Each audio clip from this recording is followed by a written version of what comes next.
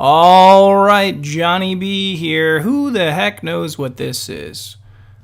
This is an old picture. We're going back. I'm dating myself. Obviously, my parents probably dealt with this way more than I did growing up. But I remember this stuff because I've seen pictures. So I'll come back to this in just a second. Maybe some of you listening know, the older viewers, and some of the younger guys are like, what the hell is this? But let's talk about Dynasty.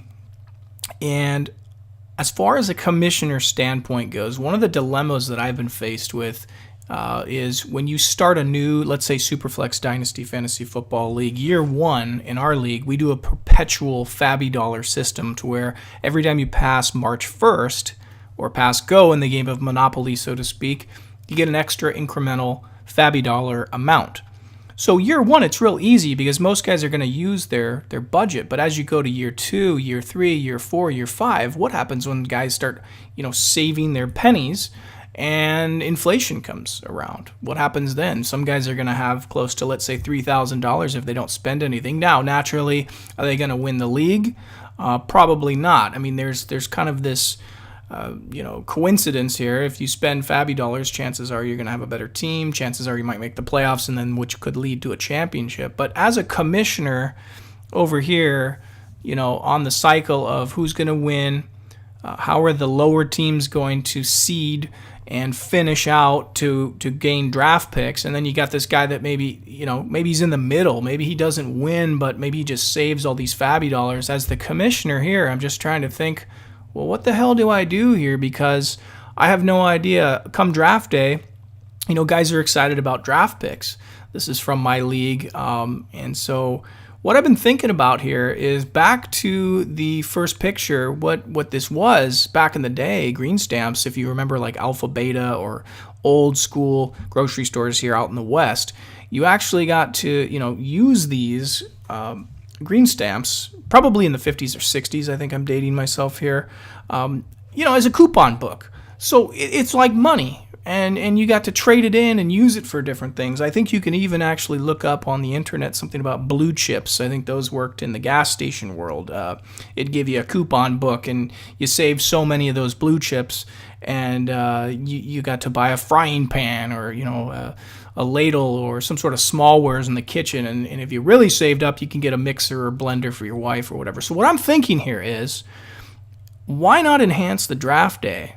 And why not make it to where a guy starts really, going crazy on these numbers? All of a sudden, you're in like year 3 and year 4, and as a commissioner, you're freaking out because you're like, man, I don't want the waiver wire now to go from like a $1 bid to some guy who has $3,000 and the rest of us only have, $1,000 or whatever. He's got a huge upper hand in bidding for guys on the waiver wire. How do you solve it? And I think what you do is you combat that with saying, okay, you make a rule.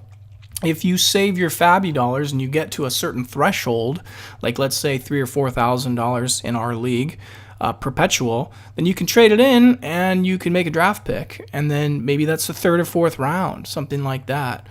I'm just trying to stimulate, because again, back to this slide, as a commissioner on this side, you're going to have to start to think about these things. You don't want a bunch of inflationary things happening where all of a sudden a guy in the waiver wire is now going for $40 because some guy has this fat stash of FABBY dollars that he's saved over the years on what could get out of hand, seriously out of hand, as soon as they pass go. But again, you have to realize some of the really good guys in the league that win, they're going to be spending their money. So therefore, you're not going to have as much in the top tier threshold of your league. You're gonna have guys that only have $300-$400 left by the end of the year. And in my opinion, if you're playing fantasy football here, fellas, and you're in a league where you get perpetual dollars like this, okay, and year 1, year 2, all the way to year 5, however long you play this thing, my opinion is to spend the money. It does you no good to save your pennies when it's week 12 and you're not making the playoffs, and there is guys on the waiver wire that you can use, because in a lot of other leagues you use it or lose it. But I like the perpetualness of it because you can save your money for the next year.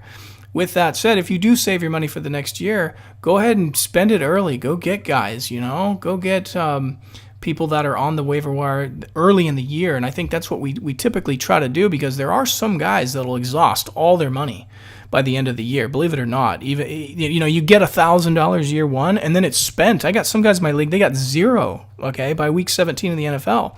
And so what we try to do is give the guys who save their pennies a little bit of an incentive too, because March, it's kind of like the early bird special.